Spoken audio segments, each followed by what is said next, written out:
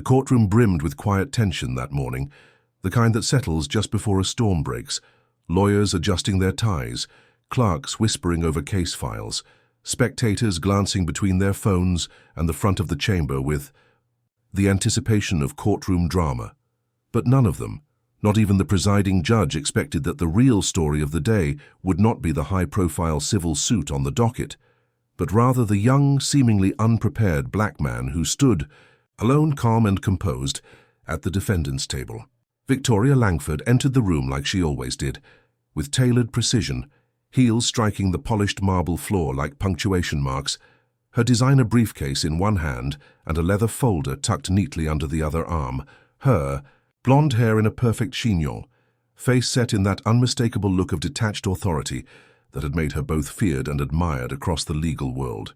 She had built her name on ruthless efficiency, never lost a case in over 8 years, and had come to regard her profession as a chessboard, one where she was always 10 moves ahead, always ready to knock down pawns who mistook proximity for power. And when she caught sight of Malik Jordan, slim, brown-skinned, in a wrinkled charcoal blazer over a white shirt with no tie, documents held in a weathered folder that looked more like a student's notebook than anything legal, she didn't even pause. She simply arched an eyebrow and exchanged a smirk with her paralegal as if to say, "This'll be quick." Malik stood straight, still, eyes scanning the courtroom with calm precision, and though he didn't speak yet, there was something unshakable about his presence, as if he belonged there not by accident but by merit, by sheer gravity. The judge, an older white man named Wallace C. Breyer, known for his no-nonsense temperament, called the session to order with his usual gravelly tone, glancing briefly between the two parties before peering over his glasses at Malik and asking, "Mr. Jordan, are you representing yourself today?" A hush fell as Malik's voice rose, smooth, clear, unwavering. "Yes, Your Honor. I waive my right to counsel and will speak on my own behalf." A murmur rustled through the court. Victoria tilted her head slightly, unimpressed. "I would caution the defendant," she interjected coolly, her tone laced with sarcasm veiled as concern, "that this matter involves highly complex financial litigation. Perhaps it would be wise to delay proceedings until he secures competent legal representation." Malik turned to her slowly, his eyes meeting hers for the first time, and offered a brief, polite smile. "Thank you for your concern, Ms. Langford," he said, "but I'm fully prepared." The judge nodded and gestured for proceedings to continue. Victoria opened with her signature rhythm, precise, articulate, laced with just enough authority to remind everyone that she was the expert in the room. She painted Malik as a reckless, unregistered business operator who had allegedly siphoned funds from a corporate joint venture, used vague contracts to defraud investors, and avoided regulatory oversight in what she referred to as a textbook example of financial manipulation disguised as youthful innovation. Her arguments were slick, backed by glossy exhibits, charts, and a stack of affidavits from her client and third-party auditors. And for a while it seemed like the trial would unfold just as she'd planned, but then it was Malik's turn to respond. He approached the center of the court without drama, without even raising his voice. "With the court's permission," he began, "I'd like to walk through the core of the accusations against me, not with theory but with facts." He then opened his folder and began laying out documents, emails, transaction records, time-stamped chat logs, screenshots, even API call logs from his startup's financial back-end, all annotated, indexed, and highlighted. "The plaintiff alleges I misled investors," he said, "but here is the original pitch deck, the meeting transcript, and the due diligence acknowledgement they signed." He spoke like someone who had nothing to prove, only truth to reveal. Slowly the courtroom began to shift, judges and spectators leaning forward, Victoria frowning deeper, flipping through her own binder as Malik proceeded to deconstruct the entire narrative she had spent weeks building. "As for unregistered operations," he continued, "you'll find my filing confirmations with the Secretary of State's office, dated and recorded before the plaintiff claims our deal even began.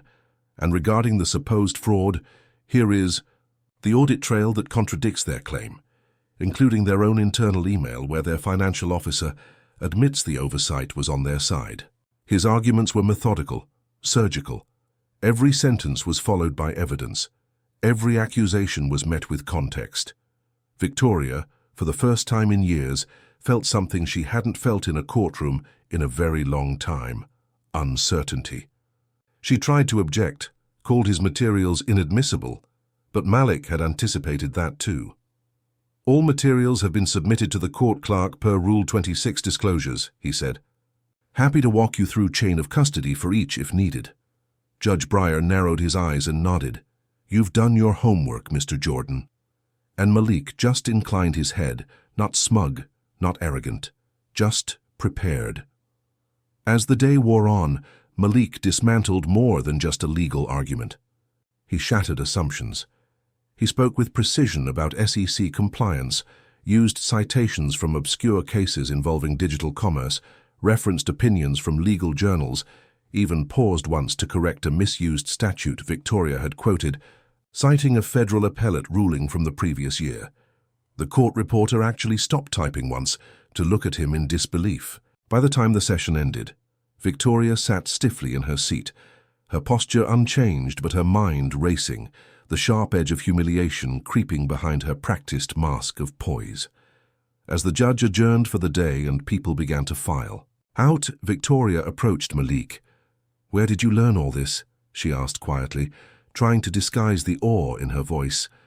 Malik looked at her for a moment, then said, "At night, after shifts, in libraries, while everyone else was sleeping, or assuming I couldn't."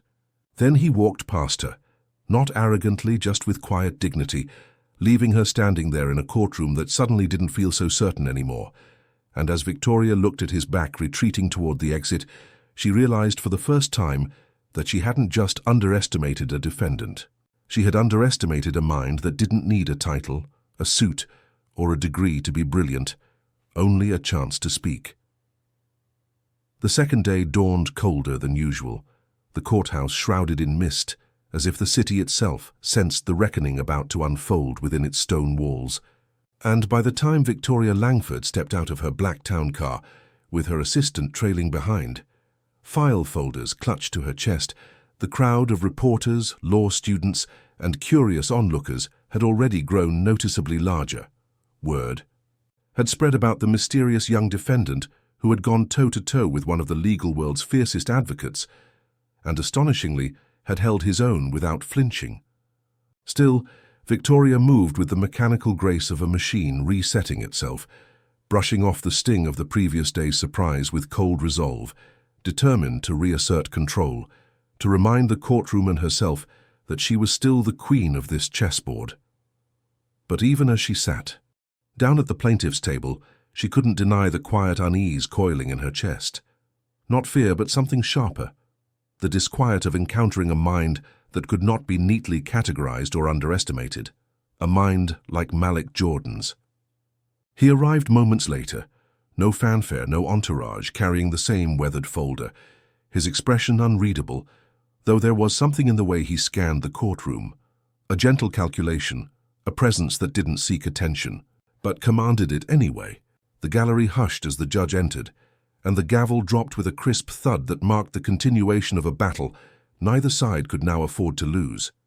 Victoria launched her next offensive with precision, determined to outflank him on procedural grounds, hammering on Malik's lack of formal legal training, citing obscure rules of civil procedure, arguing that his document submissions were improperly formatted, that his lack of bar certification should disqualify certain portions of his defense, and though the judge listened patiently, occasionally nodding, Malik responded with such disarming clarity and legal insight that the courtroom once again shifted in his favor.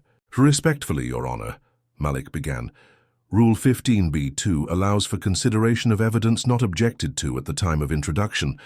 Ms. Langford had the opportunity to contest these submissions yesterday, but did not, which the court may reasonably interpret as implicit consent." The judge raised his eyebrows slightly but said nothing. Victoria tightened her jaw. Malik pressed on, not aggressively, but with the quiet control of someone who had studied the system not from within its walls, but from beneath them, who had not just read the rules but had internalized them, who had seen how justice often failed those without privilege, and who had sworn not to be silenced by it. Victoria tried to shift tactics, introducing a surprise witness via teleconference, a compliance officer who claimed Malik had misrepresented his startup's financial standing in a quarterly report. But Malik calmly stepped to the podium with a binder of archived screenshots, date-stamped Slack messages, and a copy of a previously unreleased memo that not only disproved the officer's statement, but revealed a prior conflict of interest that cast serious doubt on their credibility. The courtroom murmured again. Victoria's voice grew tighter, louder, her polished edge starting to fray. "This is not how litigation is conducted," she snapped at one point, visibly flustered. This amateur showmanship cannot be tolerated in serious legal proceedings." But Judge Breyer cut her off, voice stern. "Ms. Langford, Mr. Jordan is operating within the bounds of the court, and thus far with remarkable competence. If there is something incorrect in his evidence, you are welcome to counter it with your own."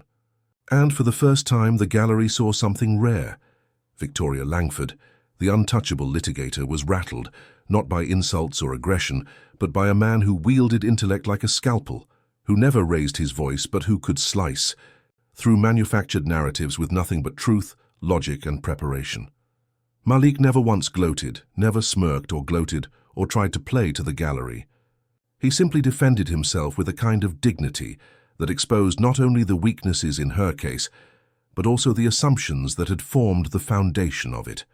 By the time court adjourned for lunch, Victoria lingered in the hallway, staring out a window overlooking the city she once believed she had conquered.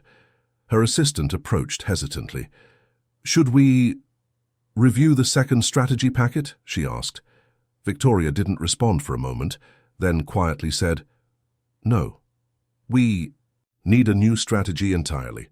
Across the hall, Malik sat alone on a wooden bench, sipping coffee from a paper cup, rereading his notes, his expression not triumphant but focused, humble, almost serene, as if he understood something she didn't yet, that this wasn't just a legal case but a reckoning, not just for him but for every courtroom that had dismissed someone because they didn't fit the mold.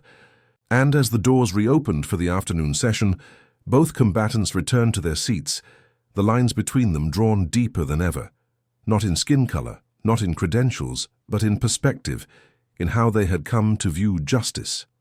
One as a fortress to protect, the other as a system that must be made to work for everyone, even if you had to break it open brick by brick. By the time the third day of trial arrived, the courtroom had become more than a place of legal dispute.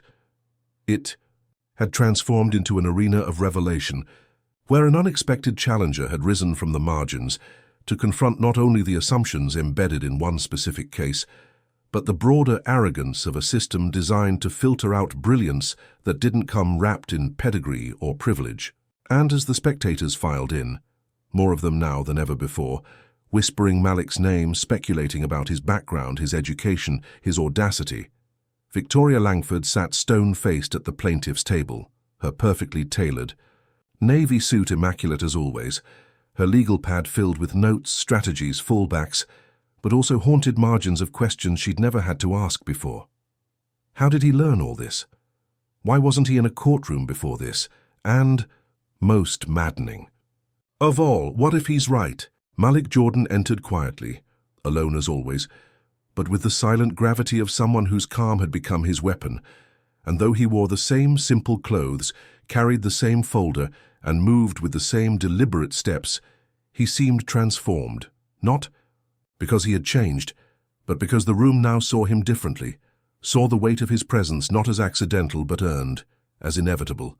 The session began with Victoria attempting one last strategic pivot, abandoning her more technical points, and instead attacking his credibility through the back door, introducing character evidence, probing into his background with the thinly veiled implication that his lack of formal credentials, institutional backing, or law firm support suggested not independence but recklessness.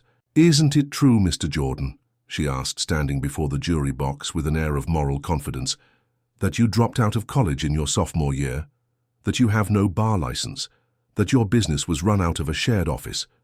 Space with no financial oversight?" Malik stood, hands lightly resting on the edge of the table, and replied with a tone that was neither defensive nor defiant, but something much harder to rattle: clarity. "It's true I dropped out of college," he said. "I was supporting my mother, working 2 jobs, but I never stopped learning. I studied contract law every night for 3 years. I read every statute I could get my hands on. I taught myself coding, accounting, tax law. I built my startup not in spite of that journey, but because of it." He walked slowly toward the jury, holding up a sheet of paper, a screenshot of one of Victoria's exhibits. "This," he said, "is a contract your client signed, page 7, clause 14b. They're suing me for breach, claiming I failed to deliver data services as agreed. But this clause clearly shows they waived that requirement in writing 2 weeks before the termination letter." The judge leaned forward. "Are you asserting the plaintiff misrepresented their claim to this court?" Malik nodded. "Yes, Your Honor, and I can prove it." He pulled out a flash drive. "With permission, I'd like to show the original. Metadata on this document, alongside email chains from their own servers, which were publicly archived before they scrubbed them." Victoria rose quickly. "Objection. This evidence hasn't been authenticated." But Malik was ready. "Per Rule 901b-4, authentication is satisfied through distinctive characteristics, including metadata traceability, and Your Honor already accepted the exhibit when the plaintiff submitted it yesterday." Judge Breyer turned to Victoria. "You opened that door, Counselor." The flash drive was inserted. The courtroom dimmed as the projector illuminated the screen. Lines of email text, time-stamped, geotagged, unmistakable, filled the display. The plaintiff's own executive had signed off on the waiver, contradicted the lawsuit's core accusation, and had done so before the suit was ever filed. A gasp rippled through the gallery. The judge looked stunned. Victoria stood still, blinking. The evidence was a blade, and Malik had just driven it through the heart of her entire case. But it didn't end there. Malik turned back to the jury, voice steady. "They didn't expect me to catch this. They thought I'd be overwhelmed. They thought I wouldn't fight back, that I wouldn't understand the language of power. But I do. Because I've spent my life studying the game everyone else was born into." And at that moment, something extraordinary happened. One of the jurors, an elderly black woman who had been silent all week, wiped a tear from her eye. Another nodded slowly. Malik wasn't just defending himself anymore. He was exposing the way power and presumption wrapped themselves in legalese and crushed people who hadn't been invited into the room. The judge called a recess. Victoria didn't move. She remained standing, her hands trembling just slightly, her perfect posture wilting under the invisible weight of her own assumptions. The humiliating realization that the boy she'd dismissed as a fool was, in fact, her intellectual equal. Perhaps even her better, not in status, but in insight, in strategy, in truth. Outside the courtroom, reporters swarmed, camera flashes flickering like lightning, and though Malik gave no statements, his name had already begun trending.